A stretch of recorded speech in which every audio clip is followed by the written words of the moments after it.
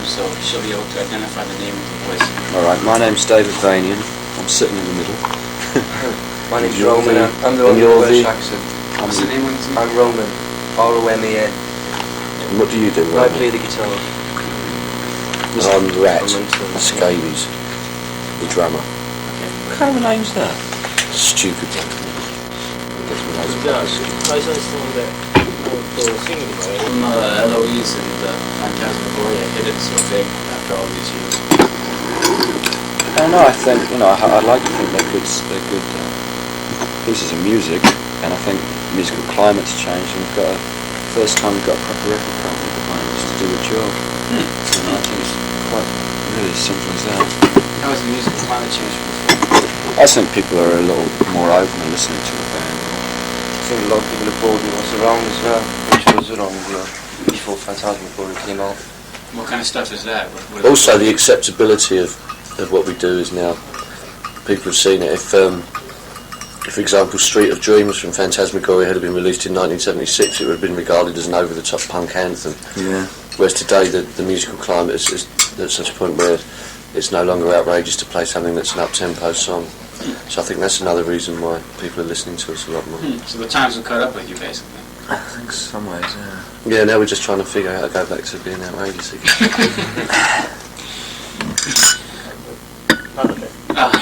なんていうか時代が彼らにこう追いついてきて Had that been what you were basically expecting though, that big hit? Did you... With the album or just the single or the album? I don't know, I think, we didn't have any high expectations, we hoped that we'd do something like this. I think we spent so long sort of waiting for records to sell and things like that well, I got to the point where it was sort of like it doesn't really matter because our only sort of self-indulgence is when we were in the studio when we made the record, and just as long as we're happy with the record, that's all that counts, and it's been like that for years. So it just seems to me like everybody's finally wised up to what we're doing. So that's that's what I think.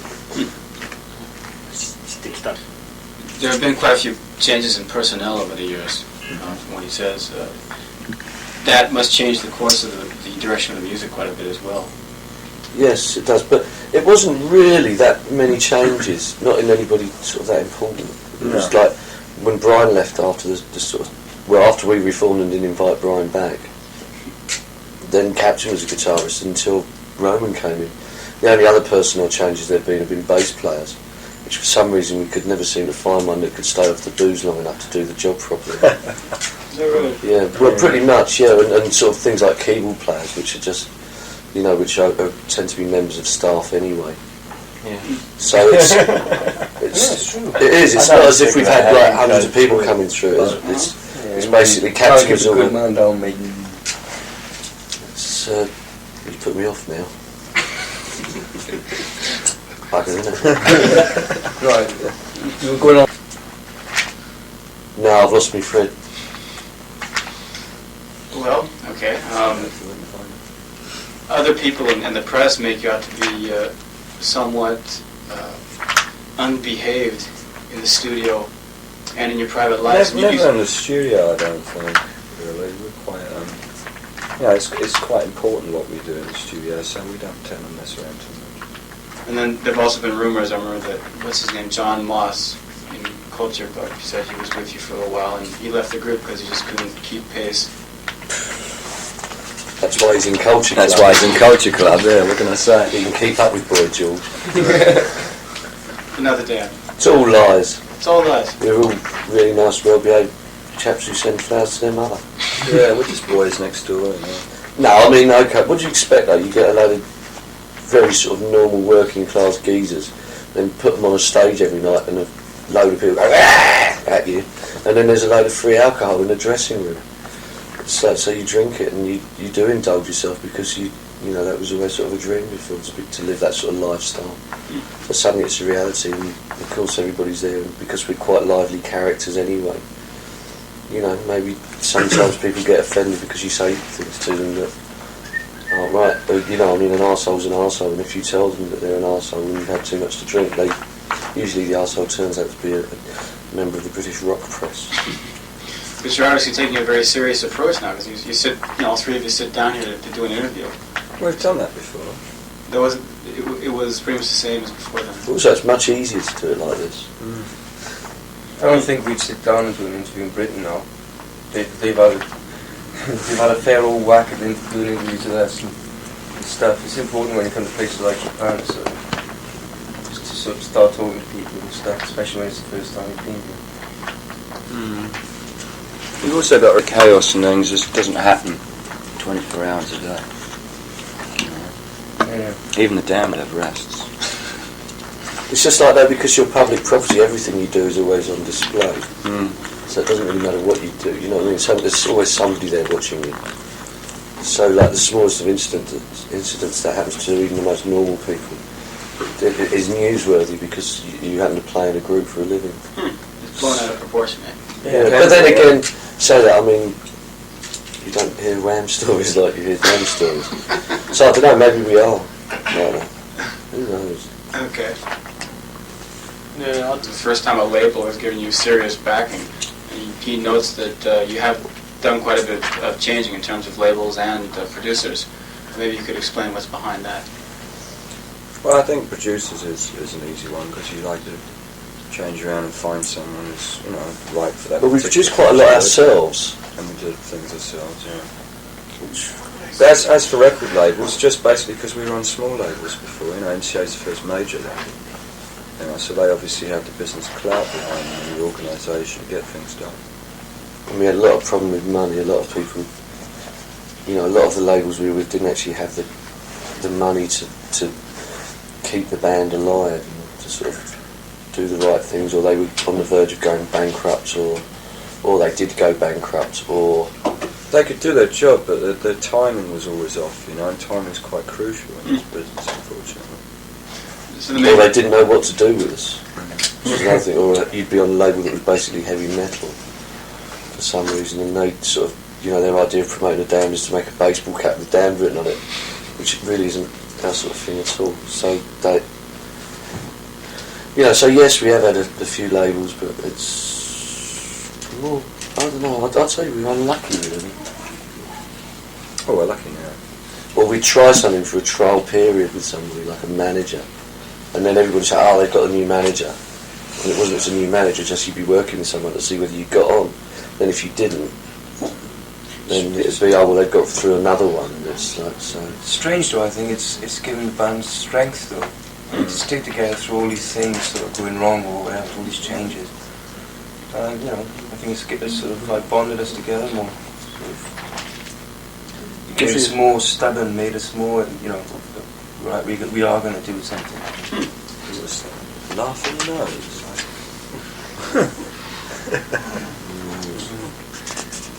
What basically has MCA done that's right, though? How have they succeeded? Well, they've really sort of, they've They given don't us interfere complete in the artistic control, really. Even down to the sort of the sleeves of the records and stuff. Apart from the last one where they made a cock-up. The thing is, it's a record company's job to sell records, and it's our job to make them. And with MCA, we do have the freedom to make the records we want to make, and so consequently, they have the freedom to sell them, which is a bit of a shame sometimes, because they do tend to, cash in on a bit, So I don't always agree with, having sort of 3 12-inch mixes off the same album and stuff. Because we're not going to do that anymore. What we want to do is re-record new versions of songs instead of just putting the same one out, in a different format with something slightly louder or something added or something. It'd be much better just to do a new version that is actually longer and try and get a musical performance rather than a technical one. Has there been one consistent policy in your music or your performance that you've stuck with ever since the inception of the band? Just as long as we think it's good. I think just to be honest, not make any compromises for outside. The record company can't tell us to write a single. If we write one, it's because we wanted to, or it was an accident or whatever. But we would never consciously sit down and try and cater to any one particular market. That's pretty much it then. I think really, yeah. I think we've What's this I think we did, I think, you know, kept our musical integrity, really, is the best phrase. Even if sometimes it's harder that way, because, you know, people don't always see eye to eye with that. I'll go turn and say, but we need a top 10 single. Why haven't you written one? Yeah. It's like, well, if it was that easy to write a top 10 single, I'd write one every day. But you don't. You just write songs. And if you write a song that does happen to be a top 10 single, or you happen to record a song that's a top 10 single, that's fine. If they are going to sell anything, they've just got to sell the damned as what we are, not of what they want to make us into. Yeah, warts and all. Yeah. We're not just here for a record company to make a profit. Apart from the fact that MCM make more than enough money anyway than to worry about whether the Damned have another hit single or not. I'm sure they didn't make anything out of Beverly Hills Coppery too. Of course not. Backlash from say fans who have not really approved of any changes in your musical style. They're not fans if they don't. Yeah, most people have become expect that we will change, and that, you know, they don't know quite what the next album will have on it. I think they like that. You know. I think we've always changed, and I think, you know, damn hands know that. And they've always listened to that change. They've always taken it as part of it. I've met some of the biggest hardcore punk rockers in the world that think the Black Album is brilliant, you know, because it is different, and they get just as bored with listening to the same kind of thing as anybody else does. I mean, that is one of the reasons why we survived. Yeah, it's one of the good things we've done in some ways is that hardcore punks have listened to what we've done. That's changed their opinions to listening to other things. You know? Because we were a credible punk band, they actually, you know, they'll take the time to listen to what we do because they liked what we did before. So it's a question of you having evolved and the fans evolving with you then? Well, hopefully, and picking up some new ones on the way. That's the perfect world. I know it isn't like that, and there are people out there that are too narrow-minded to understand change. You think with the success of Eloise, a lot of people will be tempted to go back and pick up the Black Album? That's what's happening. That's what's happening. Yeah, Back a lot of catalog people moving. are discovering us for the first time with Eloise, and then finding that we've been around for a long time. When you get an 11-year-old boy that comes up to you with a 10-year-old album, and can you sign this for me? It does make you think. Are there fans who would forsake the band simply because it's found success on the pop charts? Bollocks. Bollocks. You haven't heard? Are there people like that? Or you don't I'm sure there are. I'm sure there are. But, you know, what do they want me to do? Try and be an 18-year-old football hooligan for the rest of my life? Because that's the way they like me. It's only the truth in other people's interpretation of it, or my image in other people's interpretation of it. They don't know me. They don't know what I'm about. They don't really. I mean, they read interviews and, you know, maybe they'll get a rough idea, but they don't really know what my motivation is. So too bad. Oh, I'm in the charts. What a crime. It's not my fault lots of people like me record, is it? The truth of the matter is, if you're in the charts, if you're successful, it means more people want to hear your music. And what right has he got to have more of you than those other people, or she? I mean, there's kids like, you know, in Japan we've been waiting for 10 years for them to come over. You know. Well, I'll tell you something though. They'll still hear New Rose played the way it should be played. And the right way of playing it. Probably I didn't quite get that. Well, New Rose, which was our first sort of single thing. Yeah. There was, you know, like the interview before you, the guy was coming and saying to me, "You're the Damned, a very fast punk band," because that's what he likes, that's what he's into. But at the same time, he still sits there and says that he likes sort of grimly fiendish or shallow love. So we still always put the musical performance is the right one. Hopefully, we try to. Were you ever thought of as an 18-year-old football hooligan? I was. You were, actually. This was before all the trouble, I hope. Yes, it was. The Juventus. Yes, it was.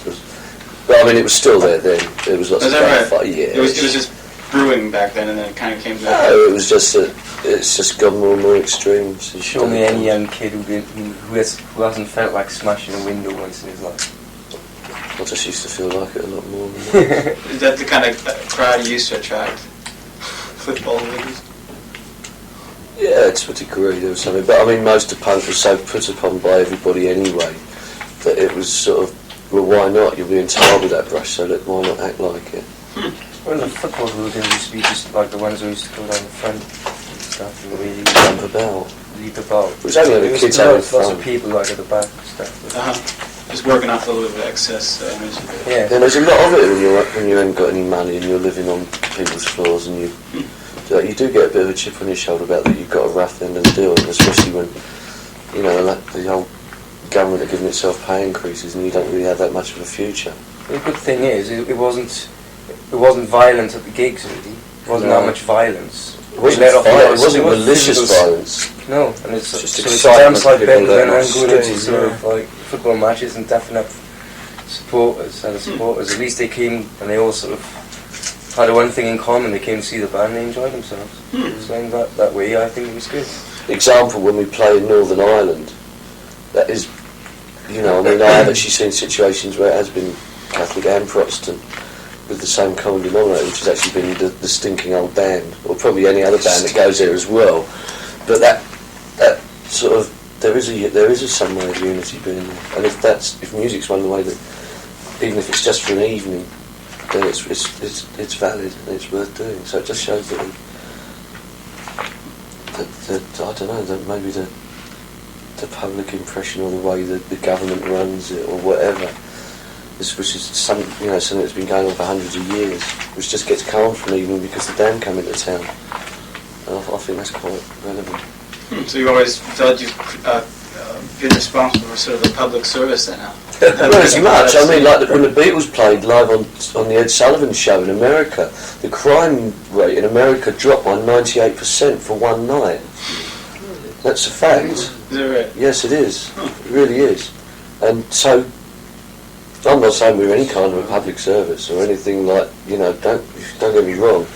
But I'm saying that music obviously does have a calming effect. I think you are responsible to some extent for your audience and vice versa.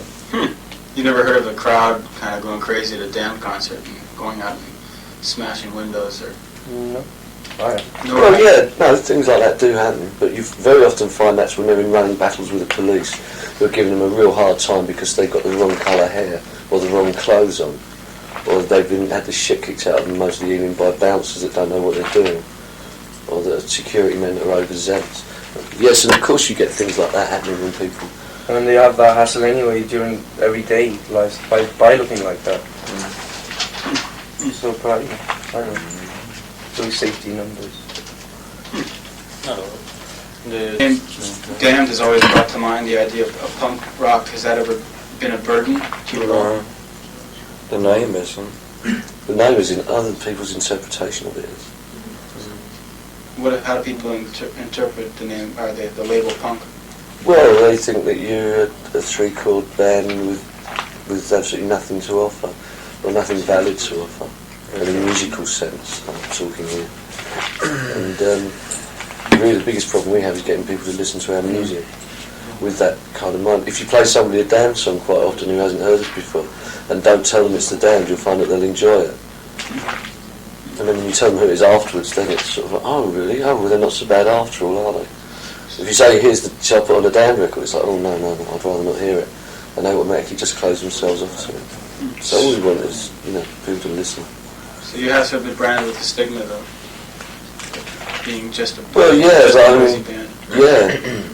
But that's really that's down to the English press really, that sort of blew up all the early punk. It blew up all the negative sides of punk, all the worst sides of it, because it sold papers. And they then created the public image of punk rock, which was the wrong one.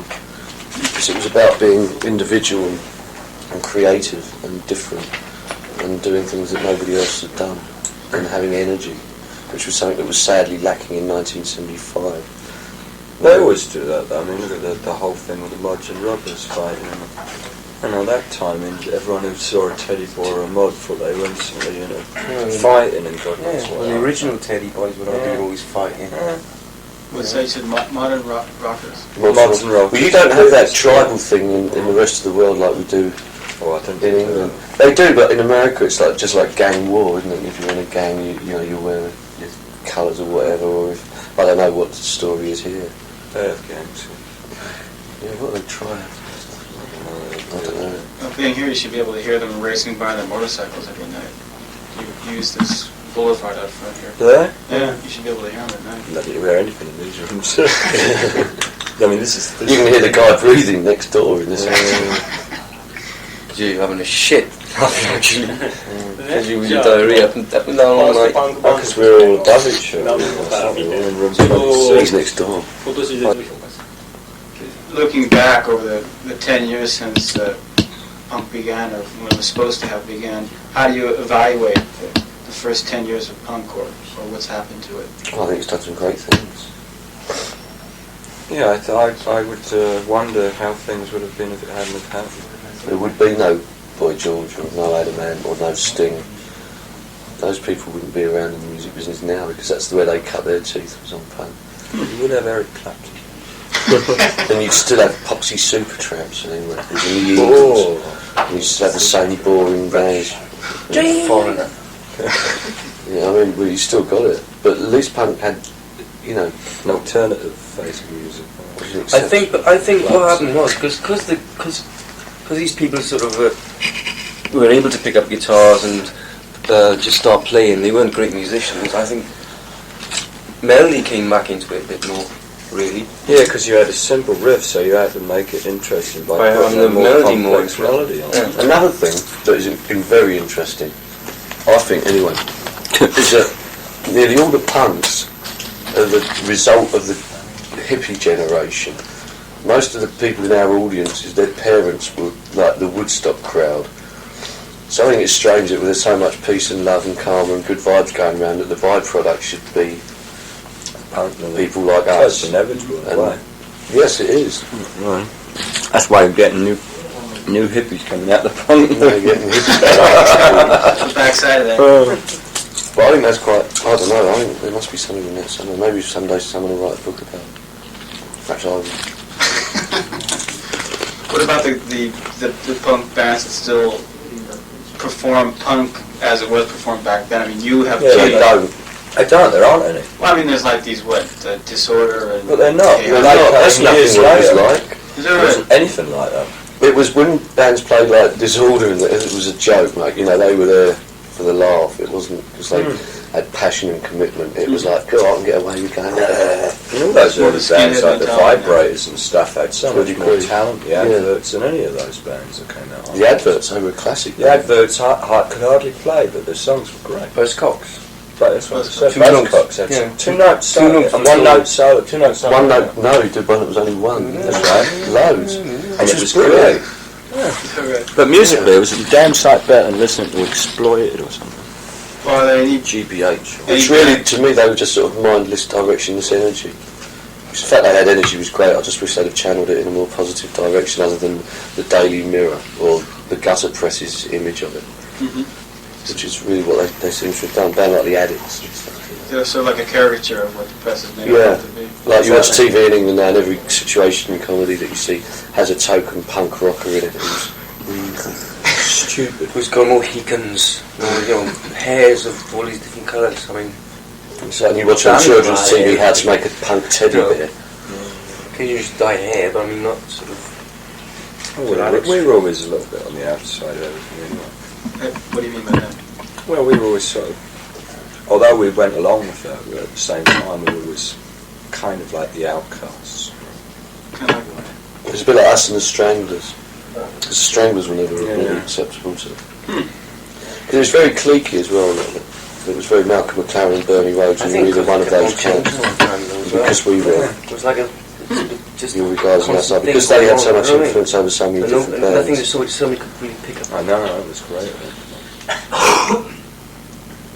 Do you think that has anything to do with your having survived longer than the other bands then? Because you were on the outside? I mean, the Stranglers are still... Yeah, I think it has really, because we never We weren't other consciously people's stuck in any tools. groove or we weren't puppets. We weren't a clothes horse for being us. someone's fashion show. It's always been sort of like, I was just saying, changing all the time. So there's nothing you could actually pick up on and catch all the time, and so say, that's what they are. 'Cause before you knew it, it's just something different Suddenly it happened. slipped away from you again. Yeah, became something else. なるほど。それでね、Apologize for lumping you with two bands you probably always lumped with, but there was the Pistols and the Clash and the Damned, considered the top three punk bands. Since that time, the Clash have changed a hell of a lot. John Lydon's always off on some new musical. Yeah. Well, So- there you go. I mean, all those bands that came out at that time are still doing things that are musically very interesting. You basically think so then? I think so. I don't yeah. think the Clash are. I think No, the the Clash, Clash already had Dynamite. Well, the Clash sacked the Clash, didn't they? Yes, Yeah, exactly. I mean, it was Mick Jones' band. They sacked him. You listen to the last Clash album, they've tried to go back in time, and it doesn't work. People would think of it as Strummer's band though, rather than Nick Jones. Only because he used to sing the songs. And only because he used to have sort of this Good really nerve. sort of political. Burning Road. Yeah. Well, I think they always had that political thing. I think Mick always had a lot to do with that. But I just think that, you know, now they're trying to be something that they're not. But Big Audio Dynamite, yeah. No, but if you listen to the Big Audio Dynamite album, that's what the next Clash album should have sounded like. Pill, I mean, Johnny's doing great stuff. You like the latest? Yeah, New Single's a classic, yeah, definitely. I mean, just Brilliant, man. Third, right, yeah. And just as you have Tony James and ZZ Sputnik, they're good. It's good that the other they finished and went on to do something new, just in so much as, like when John Moss was with the Damned, nobody thought he'd have gone on to be in Culture Club. Or Lemmy would have gone on to be Motorhead when he was with us for a short time. Or, without a lot of them didn't actually make it at all, and a lot of them deserved to. But the stuff. I mean, you can see how John Lydon's sort of stuff has sort of developed. Because I mean, this one now is so much different to This Is Not a Love Song, and and the one before that. My destruction. that was great. Africa bombed out. So that's why he survives, because He's a good lad. different varieties. でこれが How about the outlook for the Damned? I mean, you've kind of gained a sort of semi-universal acceptance. Do you think you would find yourself satisfied with what you're doing and kind of stay somewhat in the same area? Or? I don't think so, no. We're going to keep pushing as far as we can till we can't go any As I said to you earlier, we are trying to... we are, the next thing is now is, okay, well, everybody knows we can do this. Everybody knows we can be quite successful at being whatever it is we are today. So now we have to progress on from that. We have to get even better at what we do. And we have to be different. Otherwise it is just going to be stagnant and boring, and you might as well not bother. As soon as I get bored with doing this, I should go. I should stop doing it. It's got to be on our own terms. And that's because we all have, egos that say we're right. Mine does anyway. I believe in what I do. I believe I'm good at it, and I'm sure he does, and he does. なるほど。もし What if you say hadn't gone through any changes from the time you started? What do you think would have happened? We wouldn't be here now. You wouldn't be here then. No, certainly not. You'd just get bored and just scrap the whole thing. Oh, yeah. Is that why Captain Sensible left, you think? Or he... Well, we've reached a sort of stalemate. No, I don't think it's those reasons, but yeah, we've reached this. Stalemate in that Just you want to go wasn't one way and you want to go another. No. It just wasn't happening. We weren't going anywhere. And there wasn't really much that he was contributing on a musical I level. think Sensible lost his vision with the band a bit as well. Though. He lost the faith in the group to be able to get up off from literally in the gutter as we were at that time. Plus his own insanity of being Captain Sensible and his own success. I think it kind of burnt him out to a degree because he felt that, God, I'll have to go through this again, and I don't know if I don't think he was quite sure whether he could do it or not. And I think he was very tired after having sort of 2 years of interviews and going around the world and the stuff that we're doing now, I guess. And I don't think he was really that willing to do it. Well, we had to, because we were still poor, mate. Yeah. キャプテンのソロ活動に Think of his solo stuff. For some of it was interesting. Some of it was really good. The stuff that he wrote on his own early on was very good, but later on he started co-writing with his producer. I thought for the start, for the second album, I thought, okay, you use a producer for say 2 albums, the most, I think. Then you should use a different one. And then afterwards, I just thought, I said to him, you just start working with somebody else. You're getting stale. And you did. You guys pretty much agree. Yeah. Well, I didn't really listen to his second album. I didn't thought the first one had its moments, but I didn't think there was enough on it to. I wouldn't have bought it. And the second one, it was just like I looked at the sleeve and went, well, sorry, Captain. It wasn't quite your cup of tea. No. Are you still on good terms with him? Well, I haven't spoken to him since he left, so. I haven't seen him for a long time. I've seen him quite a few times. Oh, the road. Yeah, go down the club and have a few pints. Uh, He always asks, he says, I was to go in, and he phoned up and said, congratulated. His dad phoned me up before I left. What's that? His father rang me up before we left for this tour, drunk, wishing us all lots of luck and stuff. Very weird. I've got that in the answer phone. It's got to turn up somewhere on the B-side. Oh, yeah. So その前のね、あとギタリストのブライアン・ジェームス、それは Just どう blows いう out warm air. Yeah, Cut it's it on my warm head, there. Yeah. Down there. And Brian James in the band before? He was our first guitarist. First He also wrote the first album. And he went on to Lords of the New Church. Actually, he He plays it now. went through quite a few different Hands to Youth was a band he formed immediately afterwards. Brian James, Brains. He played Iggy Pop for a while, a couple of actually. Brian James's Brains, yeah. Lords of New Church are really sort of is made up of people Excellent. from about 4 different Yeah. bands that disbanded. I mean, there's one geezer, was one geezer there from Sham 69, and Steve Baker's he's been the Dead Boys and stuff. What do you think of his stuff since leaving the band? I mean, he's had his moments. 1 or 2 songs have been good, but generally it's a little I don't think they know exactly what they want to be. I don't know whether they want to be the Stones or the Stooges. I think they're too busy getting messed up and drunk, but busy to care as much as they should do. So basically, you really don't regret having lost anybody so far. It's all been. Oh, no. Well, that's because it's only got better. Yeah. And each record we made has actually sort of been a bit more successful than the last one. So, there has been no reason to quit. It has got better. And obviously there's sort of, the odd regret, people that you get on with that aren't there anymore. But Yeah. then again, you want sort of get on just as well with this lot. The other new ones. But they wouldn't be in, he wouldn't be in the band if we didn't think we could get on with him.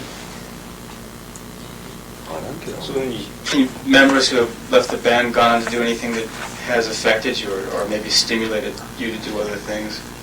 Members who've left the band have gone Nothing, although I found that Lou, the guitarist that we had, went off and did something that was interesting. A lot of The fun. Former staffers, which are like this, they play sort of Egyptian They rock. fall Egyptian Greek sort of. Four Mustafas. That's the Three Mustafas. Three Three. Mustafas. Yeah. 3 Mustafas. Yeah, they sort of wear. They're really They wear fezzes and stuff. Well, they actually They're not a real band as such. they were playing a gig once, and this guy had won his competition or something. And while they were playing, they were serving him food while they were playing. They were Like on kebab stage, going sort of like kebabs and yeah. stuff. They're just really, really good and they're good fun. But otherwise, the people that have left the band have generally become just raving alcoholics or lunatics, and they haven't really gone on to do anything Is decent. that right? I mean, Paul Gray vanished along with UFO, and Algie formed a heavy metal band that was probably one of the worst in the world. No longer exists. Nobody likes Culture Club. Brian's not doing that much. Who cares about Culture Club? Yeah. I mean, the only one that really had anything to do with the band that didn't think it was Lemmy. Yeah, Lemmy. And he was already Motorhead, doing but it, and he only came and helped us out for a he couple was of just gigs helping us anyway. out, yeah. It was Maybe- one thing I tell you though, Captain's Band, I was really disappointed in the name Universe. Was that the name of the band? Yeah, I always thought he would come up with something better than that. Yeah, that's pretty dodgy. Pork helmets or something like that. Was it the Little Horrors? The Little Horrors, that's better, yeah. Henry Bedovsky, I would say, when he worked with Captain King, did some interesting things as well. Who was our sort of one-string bass player for a while. See, Captain needs someone to feed off of. You need someone else with ideas. You need someone to kick him up the arse sometimes when we get him actually working. I think we all do, really. I really do. I think that's why we're successful now. We're working together. We should all sort of stimulate each other. Keep each other in line. Yeah. Well, it's also like, I'm very good at bits. I might write a verse or one line, but then he might need a verse or one line for something he's doing, and he might have the same thing, or Yeah, it's also much easier that way. If you have to sit down and try and write a whole song, you end up with something quite mediocre. Whereas if you know you've got one good idea and you can give it to someone else who's also got another good idea, then you can write a much Like better Smell the song. Glove. Our next album. Next out, Smell the Glove. Spinal Tap. I couldn't believe it in that other magazine. They actually got the geezer in there from Spinal Tap on a live with hearing aids or something. Honestly, I'm sure it's the same geezer. If it's not, you should. No, it isn't. Okay, I guess that basically does it then. Great. Alright. Thank a you lot. very much. Thanks a lot. And you. I was wondering how you would be. I remember seeing you in a movie, a documentary about punk bands like the Addicts and all that. You were in that movie, like a documentary? Which one? You and the captain were. Oh, I yeah, forgot the yeah. name of it. Was it UKDK? Yeah, you're right. UKD. Yeah, next one there, the adverts, wasn't it? No, it was the Addicts. Anyway, Yeah, in the it was the Addicts. in the movie, you're almost. It seems like you're kind of on the verge of passing out. Right. That sounds like that. That sounds like... What, I'm like my drummer?